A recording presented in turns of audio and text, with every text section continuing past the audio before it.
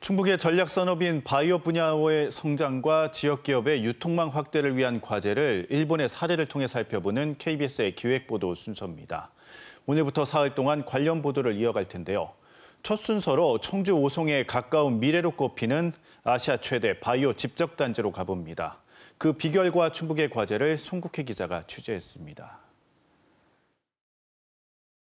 일본 도쿄에서 20km가량 떨어진 가와사키시의 바이오 집적단지 킹스카이 프론트입니다. 전체 40만 제곱미터, 축구장 56개 크기 부지에 바이오 관련 기업과 연구소 80여 곳이 모여 있습니다. 재생의료와 의료기구, 신약개발, 동물실험까지 의사 출신 연구자와 박사급 과학자 등 900여 명을 비롯해 2,900여 명이 상주하면서 바이오 산업을 이끌어갑니다.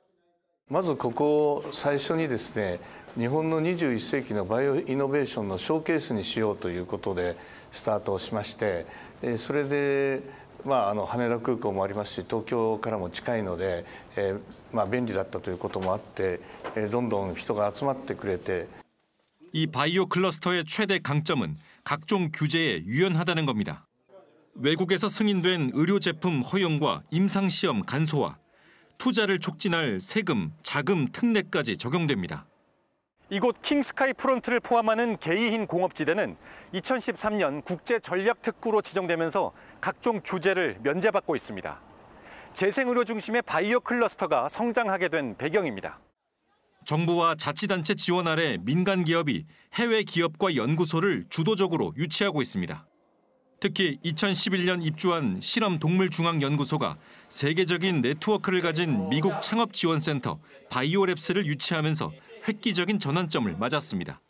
企業の人たちが来ていただくというふうなのはやはり官だけの力というか市役所だけの力じゃなくて野村さんのような民間の人たちと一緒にどういう仲間を引っ張ってくるかというふうなのをですね、このエリアにとって大事な価値とは何かということを思いを共有しながら進めてきたというふうなことがあります。